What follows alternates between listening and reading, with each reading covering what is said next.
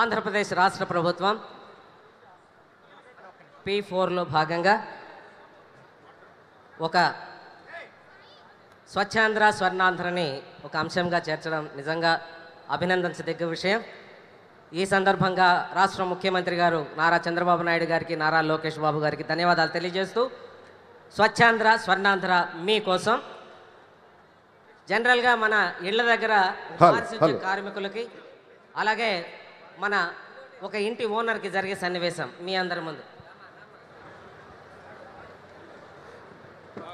ఆడుతూ పాడుతూ పని చేస్తుంటే అలుపే సొలుపే ఉండదులే ఇద్దరం పక్క దాకా వెళ్ళొస్తా కానీ మొత్తం శుద్ధంగా చిమ్మేసి పక్కన పెట్టు. కావలసింది నా దగ్గర ఉంది. ఏందా నీకేనా పాటలు వచ్చేది? మాకు రావా?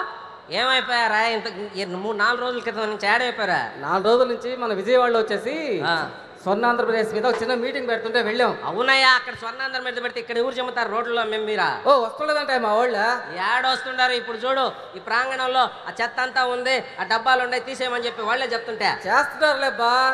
సరే ఏంది ఏంది ఆ చేతిలో ఏంది? ఓ ఏంది అదే చెత్త. చెత్త ఎందుకు రోడ్డు మీద వేస్తున్నావా? ఎక్కడ వేయాలి? మీ ఇంట్లో వేయాలి. ఇంకా మా ఇంట్లో ఎందుకు వేస్తారా? ఇదిగో దూరంగా చెత్త కుప్ప పెట్టదు కదా. ఇదిగో మా వాడు వస్తుందా? ఎక్కడ పెట్టారు మీరు చెత్త కుప్పతోటే? అదిగో సుబ్బారావు ఇంటి పక్కన ఉందా? సుబ్బారావు ఇంటి పక్కన వాడికి నాకు తగు, వాడికి నాకు గొడవ. వాడింటి ముందు ఎట్ట పెడతారా మీరా? ఆ పక్కన కృష్ణారావు ఉన్నాడు, వాడి దగ్గర పెట్టచ్చు కదా మీరా? అంటే నీ ఇష్టం తోట పెట్టది.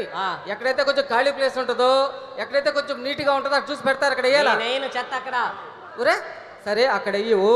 ఇప్పుడు పొద్దున్న 5 గంటలకు మా వాళ్ళు తడి చెత్త పొడి చెత్త అంటే విజిల్స్ వేసుకుంటూ వస్తున్నారు కదా. ఏంది తెల్లారుజామున 5 గంటలకు మేము నిద్రలేసి రావయ్యా పారిశుద్ధ్య కార్మికుడా అంటే మేము చెత్త వేయాలి ఆయనకే?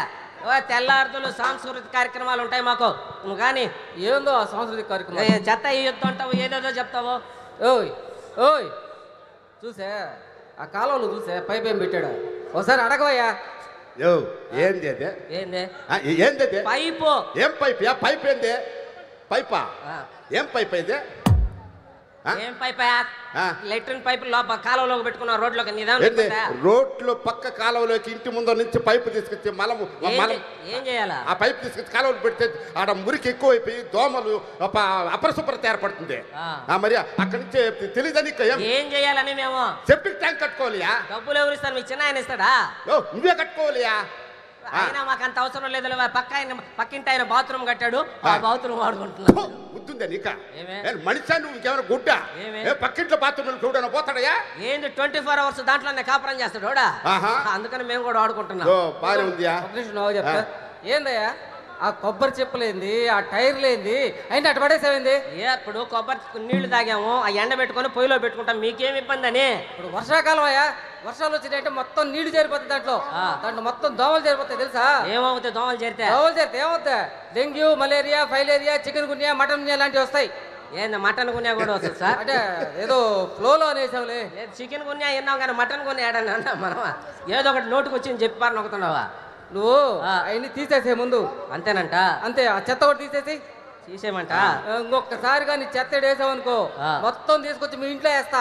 అందుకే ప్రతి నెల 3వ శనివారం ఒక థీమ్ తోటి స్వచ్ఛాంధ్ర స్వర్ణాంధ్ర మన ముందుకు వచ్చింది.